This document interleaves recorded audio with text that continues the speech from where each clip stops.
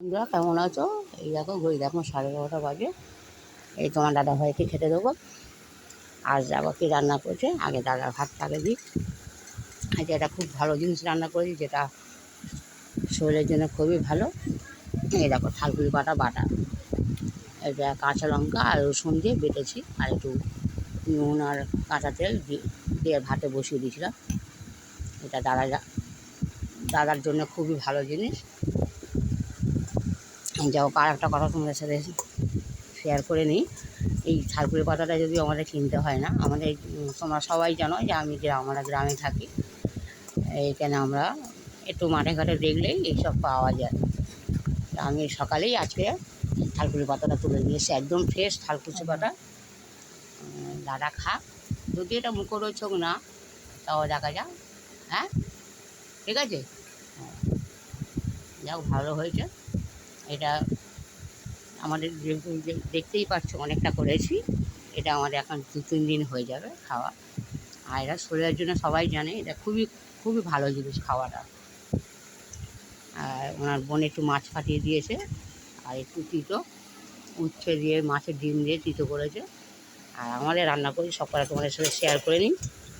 এই দেখো ভেজ ডাল, তাতে আজকে একটু বিনস আর গাজর আর একটু কাঁচা টমেটো দিয়ে আমি করেছি। এই দেখতেই পাচ্ছ ভেজ ডাল।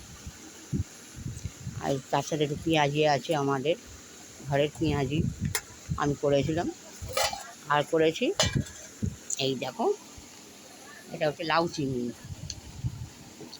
এই লাউ দিয়ে চিংড়ি দিয়ে করেছি। আর করেছি মুরগির মাংস।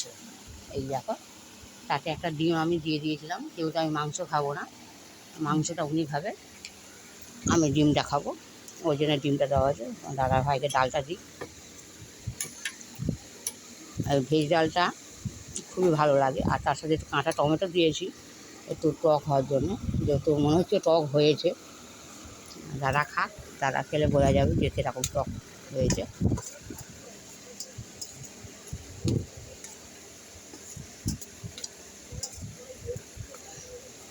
না বন্ধুরা, তোমাদের সাথে আর একটা কথা আমি তোমাদেরকে বলি, যেহেতু আমাকে 2-3 দিন আমি ভিডিও করতে পারিনি।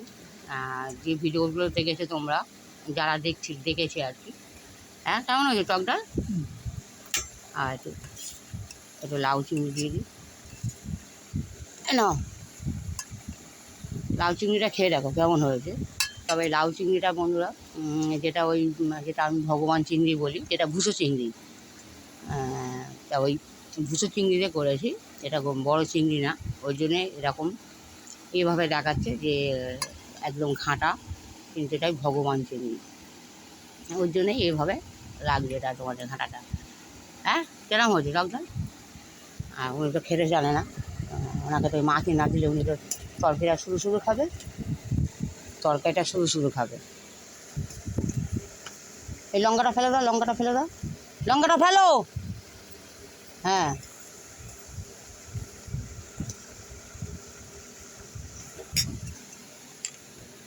বোঝে না, একটু জোরে না কথা বললে বন্ধুরা হয়তো ভাবছি রাগ করছি, রাগ না, ওকে একটু জোরে না বললে বোঝে না জিনিসটা, ওই জন্য ওকে একটু জোরে বললাম।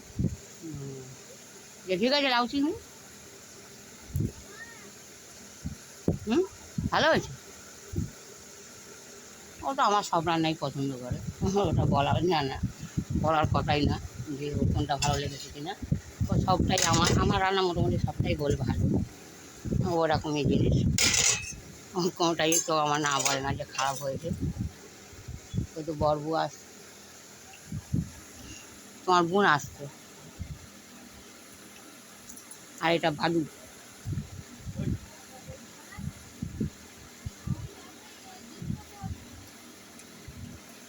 আমাদের লোক চিনতে হবে না।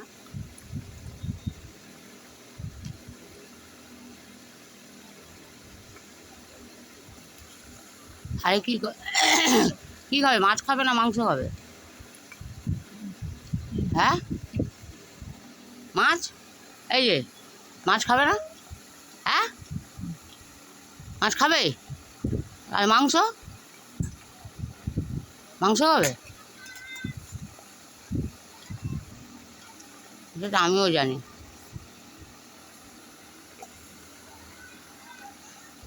এটা কী মাছ আমি জানি না বন্ধুরা।